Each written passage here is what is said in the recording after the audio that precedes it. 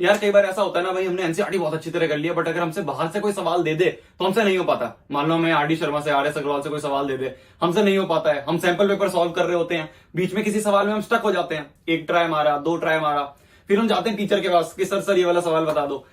और भाई सर सवाल देखते हैं और एक पता नहीं कहां से दूर का एक फॉर्मूला उठा के उस सवाल में लगाते हैं और फॉर्मूला लगा के सवाल सॉल्व हो जाता है। फिर हम सोचते हैं कि भाई इन सर को कैसे पता चल रहा है, ये सर कैसे एकदम देखते ही क्लिक करता है ना कि ये वाला फॉर्मूला लगाना है। आता है दिमाग में ऐसी चीज, है ना भाई। हम अच्छी तरह पढ़ के गए हैं घर से, हम पेपर में गए, एग्जाम हॉल में गए, जाके भाई दिमाग ब्लैंक हो गया सवाल देख के, सिली मिस्टेक्स हो जाती हैं, होता है ना। बहुत नॉर्मल सी प्रॉब्लम है और इसका जो सॉल्यूशन है बहुत आसान सा भी है, जो हम आज इस वीडियो में डिस्कस करने वाले हैं। एक बात ध्यान से समझो यार कि ये जो मैं सॉल्यूशन तुम्हें बताने वाला हूं, जो भी बातें मैं बताऊंगा, ये कोई भी तुम्हें 40-50 साल का टीचर नहीं समझा सकता। ठीक है, तुम उससे जाके पूछोगे भी ना कि सर मेरे से ऐसे नहीं हो रहे हैं, बेटा बस ये कर लो, प्रैक्टिस कर लो, ये कर लो, वो कर लो। खाली प्रैक्टिस करने से नहीं होता, कितने सवाल प्रैक्टिस करें, समझ रहे हो ना बात को भाई। ये चीजें जो है, ये सॉल्यूशन एक बच्चे का सॉल्यूशन, एक स्टूडेंट का जो प्रॉब्लम है ना, वो प्रॉब्लम एक स्टूडेंट ही समझ सकता है। ठीक है, मैं स्टूडेंट ही हूं, अभी 1-2 साल पहले अपना 10वीं-12वीं का बोर्ड दिया है और अभी भी मैं अपने एग्जाम्स ही देता हूं कॉलेज में। ये चीज मैंने क्रैक कर ली है, जो अभी मैंने पीछे तुम्हें प्रॉब्लम्स बताई ना सारी, वो चीजें क्रैक कर ली है। तो वो चीजें अब मैं तुम्हें यहाँ पे बताने वाला हूं, ध्यान से सुनते रहना। ठीक है, शुरुआत करते हैं भाई। कुछ चैप्टर्स ऐसे होते हैं, जैसे अगर मैं 10वीं की बात करूं तो कुछ गिने चुने चैप्टर्स हैं, बट अगर हम 11वीं-12वीं की बात करें तो बहुत सारे ऐसे चैप्टर्स होते हैं जिसमें तुम 10वीं के हो तो सुनते रहना। ठीक है, तुम्हारे को बहुत ज्यादा एक गोल्डन अपॉर्चुनिटी है, तुम 11वीं-12वीं बहुत अच्छी तरह स्टार्ट कर पाओगे। कुछ चैप्टर्स ऐसे होते हैं जिसमें कि मान लो 1 सवाल है, 2 सवाल है, 3 सवाल है, 4 सवाल है। ये जो चारों सवाल हैं, इन चारों सवाल को देख के हमें ऐसा लगेगा कि यार चारों दिख तो सेम ही रहे हैं, है ना, चारों देखने में सेम लगते हैं, बट चारों में जो फॉर्मूले हैं वो अलग अलग लग रहे हैं। एक में एक्स, वाई, जेड, ठीक है, डब्ल्यू, ये कुछ अलग अलग फॉर्मूले चारों में अलग अलग लग रहे हैं, दिखने में सेम है बट फॉर्मूले अलग अलग लग रहे हैं। होता है ऐसा। अगर मैं 12th की बात करूं तो यार 12th में एक चैप्टर आता है प्रोबेबिलिटी, है ना। प्रोबेबिलिटी में सेम ऐसा ही है भाई। वो 10th के अगर हो तुम कहोगे भैया क्या 10th में छोटी सी तो प्रोबेबिलिटी है, मजाक सी नहीं है, ऐसा नहीं है। 12th में बहुत तगड़ी प्रोबेबिलिटी होती है, मुश्किल चैप्टर माना जाता है। उसमें सवाल जो है ना सारे सेम तरीके के लगते हैं, बट उसमें फॉर्मूले जो होते हैं वो अलग अलग होते हैं जिसमें लग रहे हैं। वो चीज मैंने क्रैक कर लिया। जैसे कि अगर मैं ये तुम्हें दिखाऊं, ये मेरी 12वीं की जो नोट्स हैं वो हैं। ठीक है, तुम्हें नोट्स तो पता है मैंने कैसे बताता हूं, मैंने वीडियो बना रखी है कि कैसे मैं नोट्स बनाता हूं। मेन चीज जो है, जो मैंने यहाँ पे जिस चीज से क्रैक करा है वो ये है। तुम ये देखोगे नोट्स में पहले कुछ ये पेजेस लगे हुए हैं, है ना। इन पेजेस में मैंने ये चीज क्रैक करी है। कैसे करी है देखो, समझाता हूं। मैंने क्या करा कि भाई मान लो कि अभी मैं 10th का भी एग्जाम्पल लेके चलूंगा, अभी मैं ऐसी एक रैंडम एग्जाम्पल लेके चलता हूं। मान लो कि एक थ्योरम है एबीसी थ्योरम, ठीक है, एक थ्योरम है एबीसी थ्योरम। मैंने क्या करा, जो एबीसी थ्योरम के जितने भी सवाल सर ने नोट्स में करवाए हैं या फिर मेरे को कहीं बुक में दिख गए, एनसीईआरटी में दिख गए, वो सारे सवाल मैंने एक जगह अपने सामने लिख दिए। ठीक है, वो सारे सवाल मैंने यहां पे लिख दिए इसके सामने कि भाई एबीसी थ्योरम का ये भी सवाल है, ये भी सवाल है, ये भी सवाल है, ये सारे एबीसी थ्योरम वाले सवाल हैं। फिर मैंने ये देखा कि यार ठीक है, सवाल दिखते तो एक जैसे हैं, बट कुछ तो ऐसी चीज होगी जो अलग होगी, है ना। कोई तो ऐसा कीवर्ड होगा सवाल में जो अलग होगा। तो मैं ऐसे ऑब्जर्व करता था कि भाई इन सब में क्या ऐसा कीवर्ड है जो कॉमन है। मान लो कोई कीवर्ड है एक्स, जो इस सवाल में भी है, वो एक्स इसमें भी है, इसमें भी है, इसमें भी है, इसमें भी है, इसमें भी है, एंड सो ऑन। वो एक्स जो कीवर्ड है वो हर एक में है। जैसे मैं 12th की प्रोबेबिलिटी का अगर तुम्हें इसी में से देख के लाइव एग्जांपल बताऊं, ठीक है, प्रैक्टिकल एग्जांपल इसमें से देख के बताता हूं तुम्हें, मैं 10th भी कवर करूंगा। ध्यान से सुनते रहो, ये तो बस एक एग्जांपल लेके तुम्हें मैं जो थीम है वो समझाने वाला हूं। ठीक है, जो फील है वो समझा रहा हूं। मान लो कि कोई सवाल है जिसमें लिखा हुआ है गिवन दैट, ठीक है, एक पूरा सवाल है, उस पूरे सवाल में गिवन दैट बीच में लिखा हुआ है। सवाल के बीच में कहीं पे लिखा है इट इज ऑब्जर्व्ड, ठीक है, सवाल के बीच में लिखा है इट इज नोन, है ना, सवाल के बीच में लिखा है इट हैज अकर्ड, ठीक है, ऐसे बहुत 3-4 और कीवर्ड्स हैं। अगर सवाल में तुम्हें ये सब चीजें दिख रही हैं तो मैंने ये देखा कि इसमें लगती है कंडीशनल प्रोबेबिलिटी वाली थ्योरम। ठीक है, ऐसा कोई हार्ड एंड फास्ट रूल नहीं है, बट अगर मेरे को सवाल में ये इस तरह के कुछ दिख जाए तो सबसे पहली चीज जो मेरे दिमाग में क्लिक करेगी वो करेगी कंडीशनल प्रोबेबिलिटी। तभी जब अपने टीचर के पास लेके जाते हो ना कि सर ये वाला सवाल कर दो, ये वाला सवाल कर दो, तो सबसे पहले ये देखता है कि यार ऐसा क्या कीवर्ड है इसमें। ठीक है, उसने देखा अरे इसमें लिखा इट इज ऑब्जर्व्ड, तो कहेगा अरे बेटा इसमें तो सीधा कंडीशनल प्रोबेबिलिटी लगेगी। वो चीज टीचर ने क्रैक कर लिया क्योंकि टीचर ने स्मार्ट वर्क करा है। समझ रहे हो, टीचर ने हर एक की तरह 100 सवाल नहीं सॉल्व करे, उसने कम सवाल सॉल्व करे बट उसको देखा कि भाई अच्छा ये कीवर्ड्स है और ये कीवर्ड्स में ये वाली लगेगी। जैसे कि अब मैं तुम्हें अपना एग्जांपल, तुम्हारे 10th का एग्जांपल लेके समझाता हूं। मान लो कि मैंने तुम्हारी ट्रिग्नोमेट्री के नोट्स दिए थे, याद है ना, सबसे मुश्किल चैप्टर 10th का माना जाता है ट्रिग्नोमेट्री।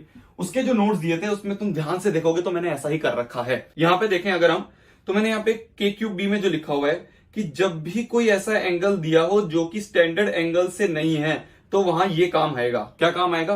कॉम्प्लीमेंट्री कॉन्सेप्ट काम आएगा। ये मुझे कैसे पता चला?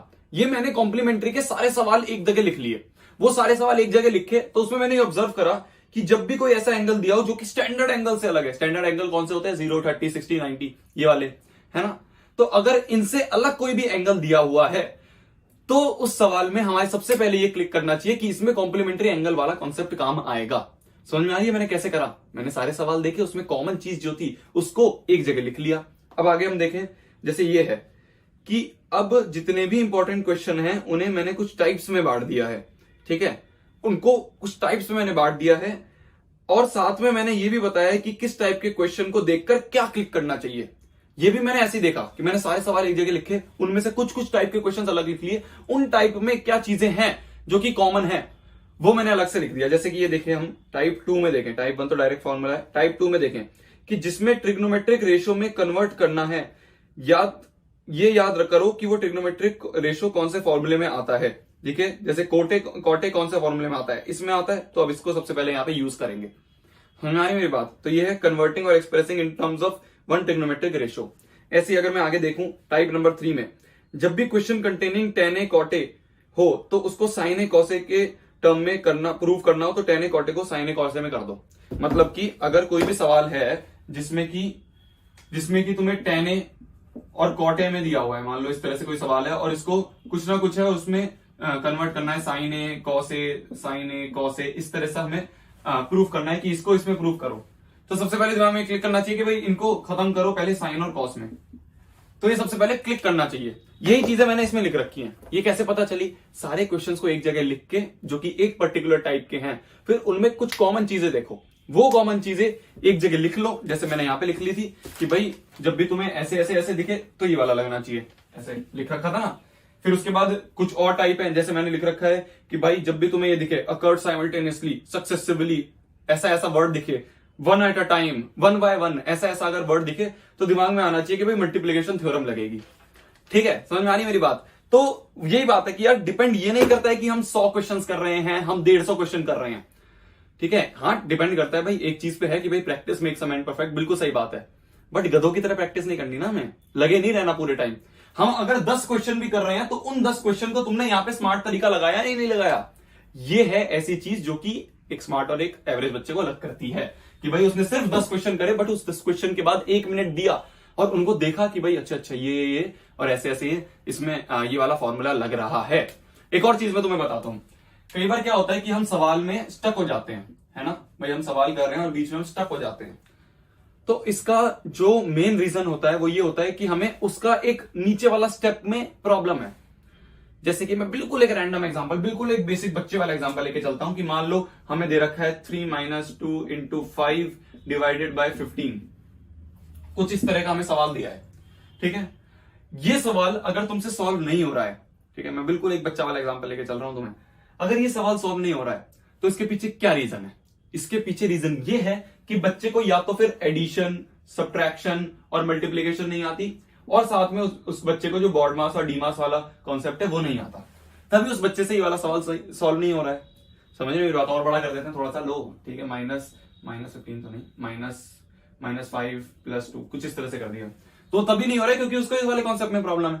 तो अगर तुमसे बड़ा सवाल नहीं हो रहा है तो एक बार उसका जो बेसिक वाला सवाल है, उसका एक स्टेप नीचे वाला सवाल है, एक बार वो वाला पे अच्छी ग्रिप बनाओ। जैसे अगर मैं तुम्हारे 10th में सरफेस एरिया एंड वॉल्यूम की बात करूं, सरफेस एरिया एंड वॉल्यूम वाला जो चैप्टर है तुम्हारा, उसमें कई बार सवाल बहुत कॉम्प्लेक्स होते हैं, उनसे सॉल्व नहीं हो रहे होते।